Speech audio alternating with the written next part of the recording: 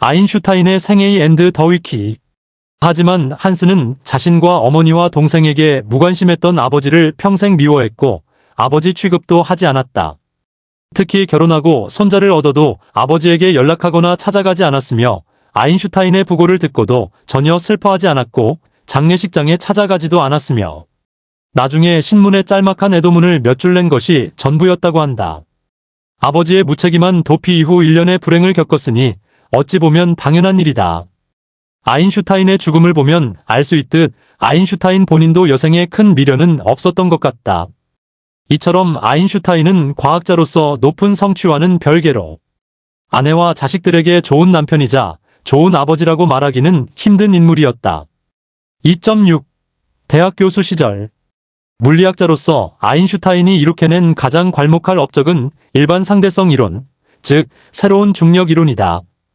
그는 일반 상대성 이론을 완성하기 위해 1907년부터 1915년까지 거의 9년을 소비했으며 결코 쉽지 않은 여정이었다. 1907년 발견한 등가 원리는 훗날 아인슈타인 스스로 생애의 가장 행복한 생각이라 부른 것이다. 하지만 당시에는 아이디어를 크게 발전시키지 못하고 곧 양자 문제에 눈을 돌렸다. 1911년 10월 11월에는 복사와 양자 문제를 중심으로 첫 번째 솔베이 회의가 열렸다. 아인슈타인은 이곳에서 로렌츠, 마리 퀴리, 어니스트 러더퍼드 등과 교류하였다. 그는 1911년 4월 프라하 카렐 대학교 찰츠 유너버서티의 이론 물리학 교수가 되자 밀레바와 함께 프라하로 이동하였고 양자 문제를 뒤로하고 빛의 굴절, 정적 중력장 이론 등 상대성 이론 관련 논문을 연달아 물리학 연보에 게재하였다. 1912년에는 드디어 중력이 시간과 공간의 곡률과 관련되어 있다는 아이디어를 얻어냈다. 그러나 그는 공간의 기하학을 기술하는 수학을 알지 못했고 8월 모교인 취리히 연방공대 EHT의 이론 물리학 교수가 되면서 취리히로 돌아간 직후 동료 수학자인 그로스먼의 도움을 받았다. 이때 그로스만이 소개해준 수학이 바로 일반 상대성 이론의 토대가 되는 미분 기하학 절대 미분학으로 1901년 리치, 레비치비타가 집대성했기에 상당히 최신 수학에 속했다. 아인슈타인은 이 수학을 익히는데 매우 어려운 시간을 보냈다고 회고하였다. 한편 1912년 4월에는 친척인 엘사 로엔탈 로인설과의 교제가 시작되었다. 1913년 7월 그는 막스 플랑크의 추천을 받아 프로이센 과학 아카데미 프로션 ACADEMIY 어브 사이언서즈의 회원이 되었고 학생 교육에 대한 의무를 지지 않고 자유롭게 연구할 수 있는 환경이 마련되었다. 그러나 1914년 4월 취리히에서 베를린으로 이주함과 동시에 7월 제1차 세계대전이 터지면서 그는 매우 혼란스러운 환경에 놓이게 되었으며 부인 밀레바와의 관계는 악화되어 별거할 지경에 이르렀다. 매우 어려운 시간 속에서 아인슈타인은 중력 이론의 완성에 완전히 전념하였고 몇몇 물리학자 노르드스트렘, 아브라함 등들과 수학자 hil베르트 등과의 교류를 통해 이론을 끊임없이 수정하여 1915년 11월에는 중력장 방정식을 완성하고 일반 상대성 이론 또한 마무리 지었다. 이로써 그는 자신의 상대성 이론 체계를 완성하였고 이후 중력파, 우주론 등과 관련하여 슈바르츠 실트, 드지터, 슈레딩거 등 몇몇 물리학자들과의 학문적 교류를 이어나갔으며 특히 철학적 함의에 관심을 갖는 철학자들의 뜨거운 논쟁을 불러일으켰다. 전쟁이 끝난 직후 1919년 런던 왕립학회의 지원을 받은 에딩턴의 계기일식 실험이 성공하자 그는 단숨에 세계 9급의 명성을 얻게 되었다. 이는 영국 뉴턴과 독일 아인슈타인의 화합을 상징하는 장면을 연출한다는 점도 크게 작용하였다. 아인슈타인은 이후 1922년에 1921년분 노벨 물리학상을 받는다. 수상 근거는 이론 물리학에 대한 공로, 특히 광전 효과 법칙의 발견포 히즈 서버서즈 투 시어레티컬 피직스, 언드 어스페슐리 포 히즈 디스커버리 어브 더 로 어브 더 포토일렉트릭 이펙트이었다. 수상식 연설문에 의하면 이론 물리학은 상대성 이론, 브라운 효과, 그리고 광전 효과 세 가지였다. 1919년 이혼 소송 당시 만일 노벨상을 받으면 상금을 자녀 양육비로 첫 번째 부인 밀레바 아인슈타인에게 주기로 돼 있었기 때문에 상금은 그의 몫이 아니었다. 그래서인지는 모르지만 미리 수상 가능성을 암시하는 말을 들었음에도 이를 무시하고 극동 여행을 떠나 있어서 수상식에는 참석하지 못했다. 2.7. 미국으로 망명하다. 2.7. 1.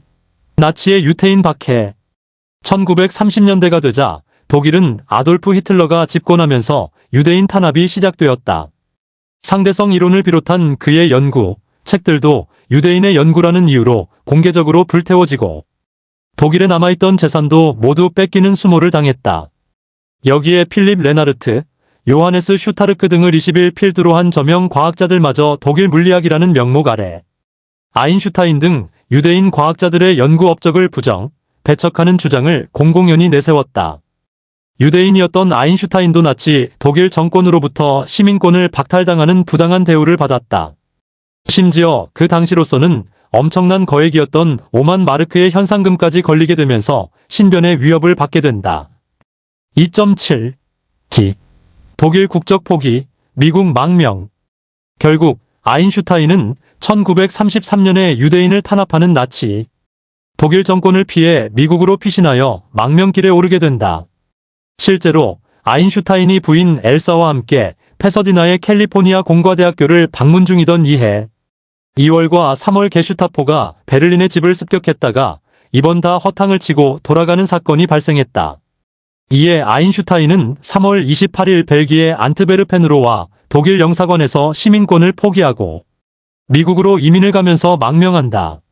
실제 학습 자료 사전 과학의 역사계몽사에서도 미국에서 독일로 돌아가던 배편에서 1933년 나치 독일이 집권한 사실을 알고는 독일 국적을 포기했다고 서술한다. 잠시 머무르는 동안에도 여기는 무서워서 더 이상 못 있겠다라고 아내인 엘사가 보챘다고 하는데 아무리 해외라고 할지라도 독일 영사관인지라 두려움이 있었을 것이고 벨기에는 독일 접경국이었기 때문이다. 그래서 대서양을 건너가는 배를 타러 가는 길은 벨기에 왕실에서 직접 경호까지 해주었다. 이후 독일에 있던 아인슈타인의 재산은 나치 정권에 의해 전부 몰수되었는데 아끼었을 요트는 팔아치웠고 집은 히틀러 유겐트의 숙소로 만들었다. 그 당시에는 아인슈타인처럼 미국으로 망명하는 유대인들이 꽤나 많았는데 볼펜을 발명한 헝가리 국적의 유대인이었던 비로 라슬로 역시 비슷한 시기에 아르헨티나로 망명했다. 그리고 아인슈타인을 비롯해 프로이트 영국 망명 등 몇몇 유명 인사들도 역시 나치 정권을 피해 망명했다. 참고로 유대 지식인들 뿐만 아니라 독일 지식인들도 나치 독일의 핍박을 피해 미국으로 망명했는데 그 대표 인물이 루터교회 신학자인 파울 틸리히 폴 틸리히 목사이다. 1933년 종교사회주의자인 파울 틸리히의 교수직을 빼앗아 해직 교수가 되자 그해 성탄 대축 이래 미국 유니온 신학교로 이직을 해야 했다. 박만, 현대신학 이야기, 살림. 미국으로서는 학자들이 망명을 하니 학문이 발달하도록 하는 복된 일이었겠지만 파울 틸리히가 아브라함이 야훼의 부름을 듣고 갈대아 우르를 떠난 구약성서 창세기 이야기를 떠올리며 외로움을 달랬다고 하니 아인슈타인 등의 망명 지식인들의 마음도 외로웠을 것이다. 아인슈타인은 미국으로 망명한 이후 미국 국적을 취득하였고 프린스턴 대학교에서 물리학 강의를 하였다. 그 당시에는 프린스턴 대학교의 정식 교수는 아니었지만 공식적으로는 프린스턴 고등연구소의 일원 자격으로 물리학 강의를 계속하며 프린스턴 물리학 교수진들과 협력했던 것이다. 이렇게 나치 정권을 피해 망명하면서 권위에 대한 맹목적인 복종이 진실의 가장 큰 적이다. 라는 명언을 남겼다. 1939년에는 나치가 제2차 세계대전을 일으킨 이후 나치가 자신의 상대성 이론을 이용해 원자폭탄을 만들려고 하는 소문을 듣고 루즈벨트 대통령에게 미국도 이에 대응해 원자폭탄을 만들기를 촉구하는 편지를 보냈고 결국 미국은 원자폭탄 개발을 세계 최초로 성공하게 된다. 그러나 1945년에 일본과 전쟁 중이던 미국이 히로시마와 나가사키에 원폭을 떨어뜨려 수많은 사망자가 발생했다는 소식을 들은 아인슈타인은 자신 때문에 이런 무서운 일이 벌어졌기 때문에 크게 경악할 수밖에 없었고 그 이후 핵무기 반대운동을 시작했다고 한다. 유대인 건국운동인 시오니즘에 대해 처음에는 부친의 영향으로 부정적이었지만 나이가 들면서 점차 지지하는 입장으로 선회했다. 다만 열성적인 지지자는 아니고 이름만 빌려준 정도에 그쳤다. 그리고 이스라엘이 건국된 후인 1952년에는 대통령직까지 제의받았다.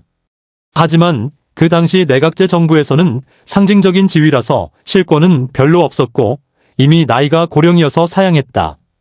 이렇게 미국으로 망명한 덕분에 아인슈타인은 나치 정권의 박해로부터 목숨을 보존할 수 있었다. 2.8. 사망. 아인슈타인의 공식적인 사인은 복부 대동맥류 파열로 인한 뇌출혈이다. 이스라엘 건국 7주년 기념행사의 연설을 준비하다가 쓰러졌는데 병원으로 실려갔을 당시 나는 내가 떠나고 싶을 때 떠나고 싶소. 인간의 기술로 삶을 늘리는 건 천박한 짓인 것 같소. 내 사명은 이제 끝냈으니 우아하게 갈 때라오. 이 말을 하며 수술을 거부하였다. 그리고 다음날 아침까지 연구를 계속하다가 결국 사망했다. 유명인물치고는 유언이 알려져 있지 않은데 죽을 당시 미국에 있어서 주위에 찾아와 있던 미국인 지인들이 그가 죽기 직전 내뱉은 독일어를 알아들을 수 없었기 때문이라고. 때문에 위의 말을 사실상 아인슈타인의 유언으로 간주하는 경우가 많다. 아인슈타인은 자신을 화장하길 원했고 실제로 화장되긴 했다. 하지만 아인슈타인의 사체 부검을 맡았던 프린스턴 병원의 병리학자 토머스 스톨츠 하비타머스 스톨츠 하비 1912만 2007 박사는 아인슈타인이 죽기 전에 미리 동의를 구하지 않은 상태에서 그의 뇌를 무단으로 적출한 뒤 240조각으로 잘라내어 보관해 두었다. 관련 다큐멘터리에 따르면 아인슈타인은 죽은 지 하루도 안 되어서 화장되었고 그의 뇌는 하비 박사가 적출해서 포르말린 용액에 보관했다고 한다. 최초 적출 상태에서는 조각내지 않고 보관했었고 주기적으로 관리되었다고 한다. 그 후 비밀리에 아인슈타인의 손녀를 만나기도 하고 뇌 연구가들에게 일부분이 제공되기도 했다. 아인슈타인의 뇌는 그 이후 흑백으로 전후좌우 사진을 찍은 후 조각내졌다. 현재는 뇌의 일부분만 제한적으로 공개되고 있으며 전체적인 조각은 다큐 방송 이후로 비공개 상태로 보관 중이다. 이 사실이 알려지자 하비는 학자로서 윤리의식이 결여되어 있다며 엄청난 비난을 받았다. 이에 하비 박사는 과학의 발전을 위한 것이었다는 주장을 하며 맞섰다. 웃긴 사실은 아인슈타인의 뇌가 보관되고 있다는 사실이 알려지자 수많은 과학자들이 같이 연구하자는 진풍경이 펼쳐졌다고. 덕분에 비난은 얼마 가지 않아 사그라들었고 이후 아인슈타인의 뇌는 박물관에 보관된다. 이 부분은 2015년 6월 28일자 신비한 TV 서프라이즈에서 다루었다.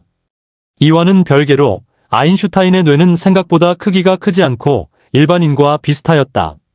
또한 뇌의 전체적인 무게는 오히려 일반인의 것보다 가벼웠다고 한다. 그러나 아인슈타인이 죽은 나이가 나이인 만큼 늙으면서 뇌의 부피가 줄어들었기에 지능에 비해 뇌의 크기가 작게 측정됐다는 의견도 있다. 일반적으로 우리가 아인슈타인의 지능을 이야기할 때는 40대 정도까지의 업적을 이야기하기 때문에 아인슈타인의 리즈 시절에는 뇌가 훨씬 컸을 수 있다는 것. 게다가 공간 지각 능력, 수학, 사물에 대한 이름 짓기, 복잡한 문법, 운동 명령을 담당하는 두정엽은 일반인보다 1530%가량 컸다고 한다. 이는 뉴런의 양이 많아진 것이 아니라 특정 뉴런이 발달한 것이라고 학자들은 설명한다.